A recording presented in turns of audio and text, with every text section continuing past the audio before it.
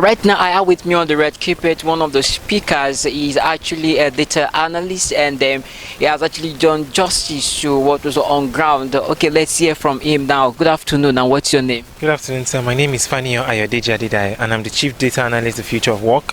One of the things we set out to do is to prepare young people for the next industrial revolution, which is the fourth industrial revolution.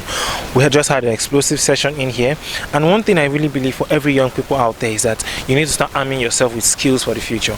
You can't keep waiting and saying the government to do this, the government to do that. Yes, we understand that power is epileptic, we understand that internet is expensive, but yet you have to keep pushing, you have to keep becoming better, you have to keep arming yourselves with skills. You've got a smartphone, and with that smartphone connected with your laptop, it is enough. And if you don't even have a laptop, then your smartphone is enough for you. Start preparing yourself and arming yourself with skills for the future. So when you're done with school, you will not have the issues of unemployment. There's something you can do for yourself and then move forward. Thank you very much. All right, now actually that was a message for the youth out there, the Nigerian youth especially.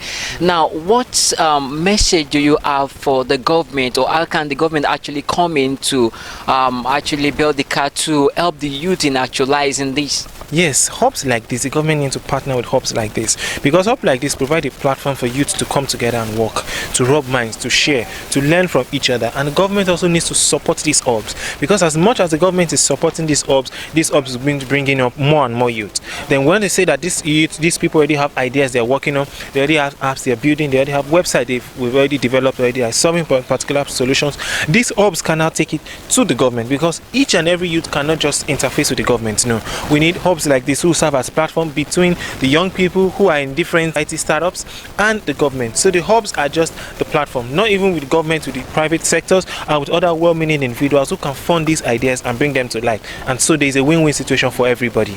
All right, thank you so much. Really appreciate it. Olatunde Tijani. I'm the General Secretary, Nigeria Computer Society, Ogun State Chapter. One of the things government need to do is to encourage the youth.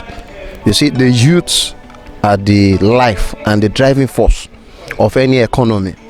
And you quite agree with me that individually, a lot of youth have been doing quite a lot in terms of innovation and bringing solutions, but there should be a consistent and focused effort from government to encourage the youth and those that are innovators, that are trying to come up with ideas but they have problem in turning them into solutions, probably maybe due to funding or lack of capacity.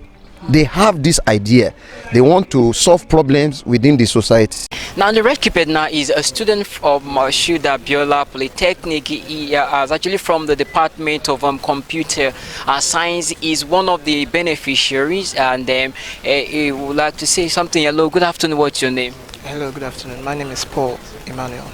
Now, you have been equipped with information on how the youth can be innovative. They can actually solve problems with IT. And then now the question is, how do you like the government to actually come in here to help the youth?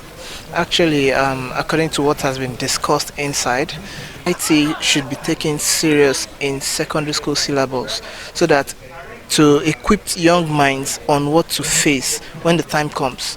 You understand? So because if we don't do things that way, we will only keep thinking of how to solve problems instead of thinking on how to innovate and work on things. I am Ishaq Obashala Palandu.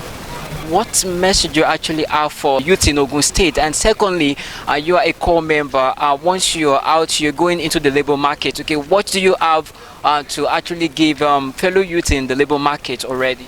One of my contributions in there is to emphasize the fact that most of the time governments won't really step up to their responsibility to actually do. You understand? You need the government to do something, they usually won't, respond on time.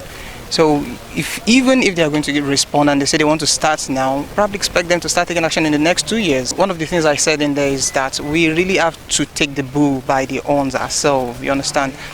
Let's say, for example, setting up an NGO, by youths themselves, you understand, doing, creating solutions and trying to get the government, to those who have actually benefited from the program are not just students of higher institutions or core members or workers in the state alone. Also, secondary school pupils have actually benefited from it, and one of them is here on the red carpet with me. Good afternoon, what's your name?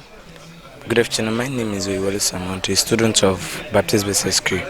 What have you benefited so far from this? This is an interesting program that I would prefer it has been to many secondary schools in Ogun State because it's basically for students and for the higher institution students. But the main thing there is we need to program some things and we need to improve on some things in our country here. Because mainly looking at the situation of the country now, the country is not to based on just government works, bank, accounting, engineering, but to do on technologies.